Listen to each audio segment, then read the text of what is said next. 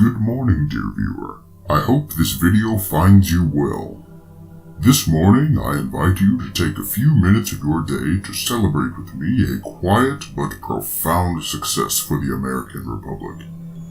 In these modern times, it's easy to dwell on the negative. I myself am given to a certain degree of cynicism about current events, and if we're honest with ourselves, there still exist a multitude of problems that deserve our focused effort and energy. But on occasion, it can be helpful, and indeed healthy, to take a moment to revel in the small victories. In case you haven't heard, the Supreme Court recently upheld the right of an American rock band to trademark their name, The Slants. The Copyright Office initially denied them a trademark because the band's name, quote, could be offensive to Asian Americans, even though the band is all Asian and they didn't choose the name The Slants entirely because of the stereotype. The Slants took the issue to court, and eventually the Supreme Court affirmed that the band has the right to use the name because Americans are indeed free to use speech that some find offensive. This court decision is a powerful victory for free speech in America. While countries elsewhere in the world are passing laws restricting freedom of expression, our judicial branch just affirmed our right to openly voice our opinions without fear of government censorship. To be clear, we cannot stop here. There are still battles to be fought. There are still forces working to chip away at our First Amendment rights. But I see in the Supreme Court's ruling a glint of hope for honest discourse in America. There will be some, most of whom I imagine are on the left, who will want to know why people like me are so excited to have the right to say hateful things. But these people miss the point entirely. People rally behind the right to free speech not because of a desire to shout obscenities or fling invectives at groups they don't like. It is for the right to freedom of expression and the responsibility of the citizen to speak truth to power. If indeed we choose to limit speech that is hateful or hurtful, then who decides what constitutes hate? Who does the new law protect? And who does it omit? And most importantly, what happens when that law is inevitably expanded? Perhaps to encompass speech or opinions which are dear to your heart. What happens when your valid criticism of a politician or a public figure or a political or social movement are deemed by the powers that be to be hate speech not protected by the First Amendment, leaving you vulnerable to government reprisal in the form of fines or perhaps even incarceration? The line between insults and criticism is indeed a thin one, and one which we would be wise as individuals to observe. But giving the government the ability to decide where that line is a dangerous idea, and one of which people of all beliefs and leanings should be wary. To say it another way, freedom of speech is not about the right of someone somewhere to say rude things. It is about your right specifically to vocally examine reality as you see fit. And in order to have the latter, you must also protect the former. Occasionally, our commitment to the preservation of truly free speech will be tested, and it is here that we have opportunity to examine yet another current event. In fact, we will examine two events that have happened within the last month.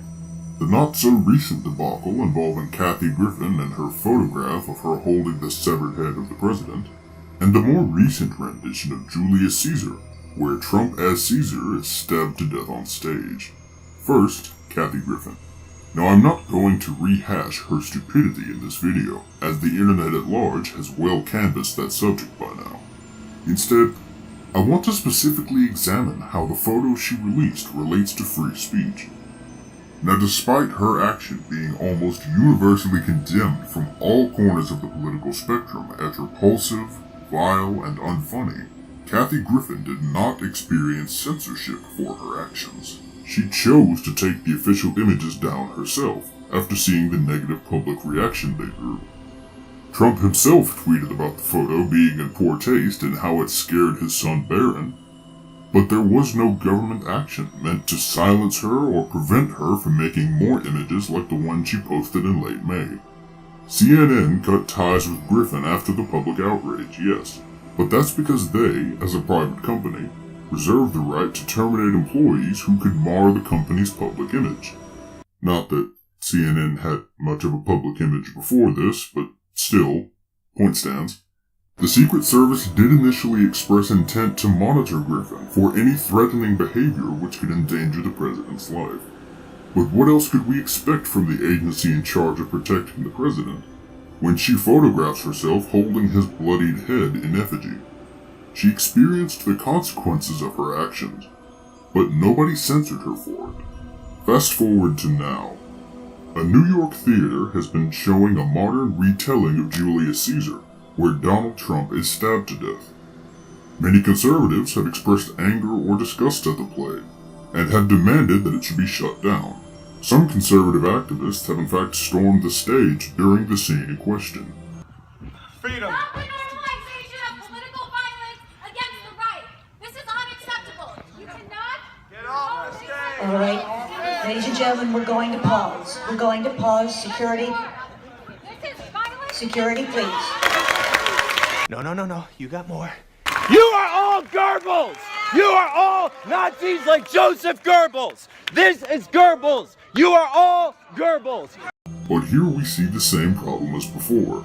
Speech is not violence. Art, even art that you consider crude or worthless, is not violence. And the director of the play and the actors who act in it are free to participate in this expression.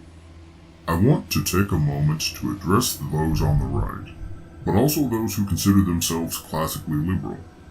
We need to prove to the world at large that we can handle speech we disagree with. It is hypocritical of us to mock mental midgets on the left from melting down at the mention of Donald Trump, or at any mockery of leftist ideology, only for us to call for the deplatforming of a play on the grounds that we just don't like it. We must prove that we can at least momentarily stomach those things which we abhor. But remember this, while we must uphold the right of the individual to freedom of expression, we, as listeners and observers, are under no obligation to listen or to look. If someone creates content you disagree with, refute their points, offer to debate them, publish your criticisms in a public forum, such as a blog or video. This is the beauty of the First Amendment. Under its protection, you are free to engage or criticize any ideas that you wish on their own merits and in any form you choose, no matter their source. It's also worth mentioning that, good or bad, silencing and deplatforming someone makes that person far more interesting in the public eye. After Milo Yiannopoulos was deplatformed by the Berkeley riots, his book sales surged by over 12,000% almost overnight. And this was before the book even went on sale. What a paradox, that silencing a voice makes it all the louder. This should be a lesson to all of us about the power of ideas and how to handle bad ones. Humans have a dark curiosity for the taboo. Silencing and deplatforming only accomplishes three things. It makes the silenced ideas interesting. It creates a pocket environment where empty rhetoric, echo chambers, and cults of personality can flourish. And most importantly, the bad ideas in question are never seriously challenged. I agree with Louis Brandeis that the best disinfectant is sunlight. If you want an idea destroyed, bring it into the most public place you can find, and then dismantle it with truth. If you take nothing else from this video, let it be this.